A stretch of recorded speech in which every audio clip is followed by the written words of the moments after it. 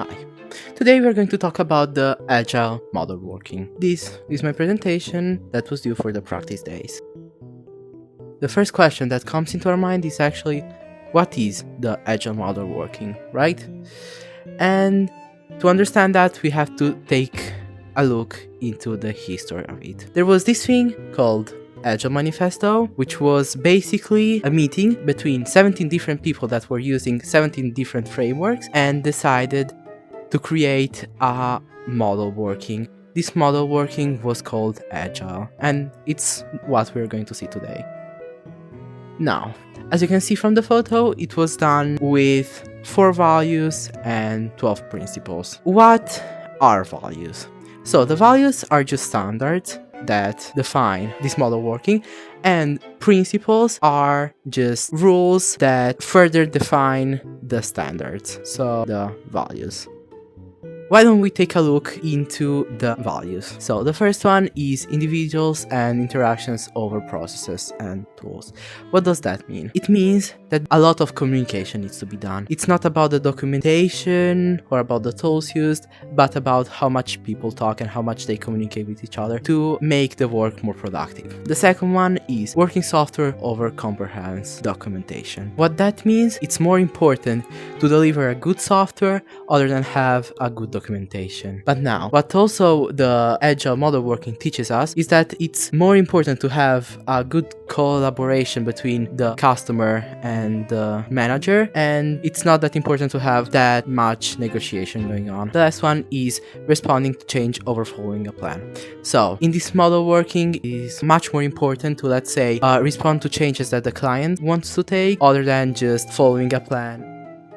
Why don't we also take a look into 4 of the most important principles? This is a subjective thing, so you can also decide for yourself and Google for yourself what are the 12 principles. But I thought that these are the most important ones. Satisfying customers through yearly and continuous delivery of valuable software. What does that mean? The software, as we can see in the third one, deliver working software frequently, from a couple of weeks to a couple of months, within a preference of a shorter time scale. What does that mean? Everything is related to each other. Customer needs to always be satisfied with the product. So what did they think while doing this model working? Releasing a product frequently so the customer and everyone could see how everything worked out. This was done because of many reasons. One of them being, in the case of the customer not liking the product, let's say that the team can redesign it, as we've seen in the values. Welcome changing requirements, even in late development. Agile process harness change for customers' competitive advantage.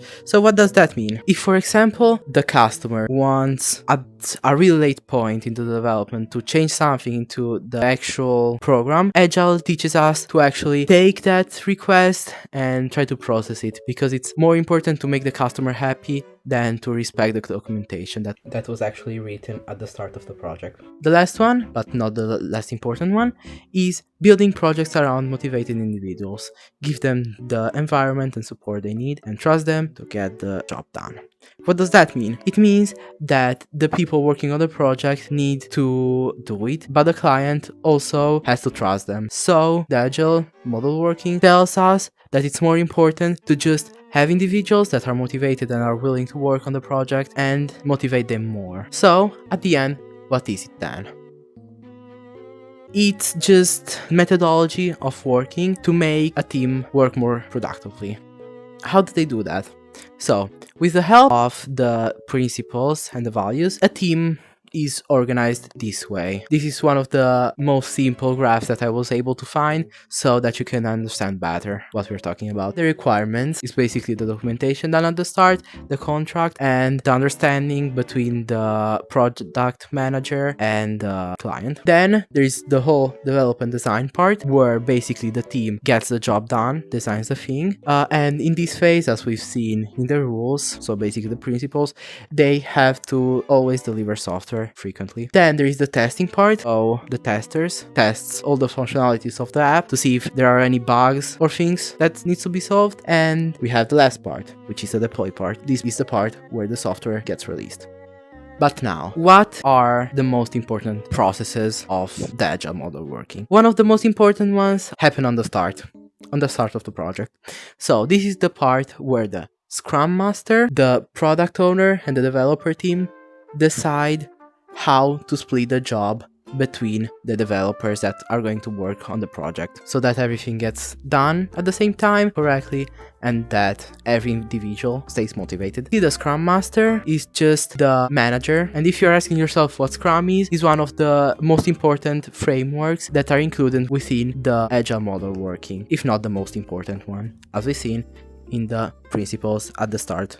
So now the question can rise, is this only used for software development or can it also be used for other things? In most cases it's used for software development, but lately banking systems and marketing systems have found out that the Agile Model Working also fits for them, so they also decided to adopt this model working. Can other working models be combined with Agile to make everything even better?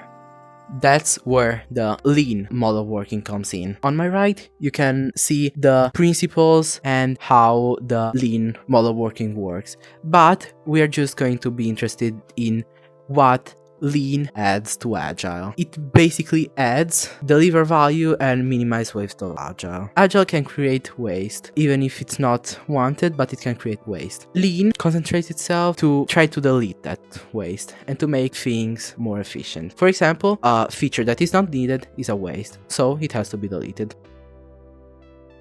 Now, what are the best known companies that actually use this two model working combined? Here we can see some of the most important names in the tech industry. For example, Microsoft, Apple, IBM, Intel, and also Nike, for instance, because we've seen that these two model workings could be used for things other than software development. We've all been affected by the COVID-19 pandemic, but how did the industry change after that? So, the two main things that the industry has adopted to are the remote working and the hybrid working.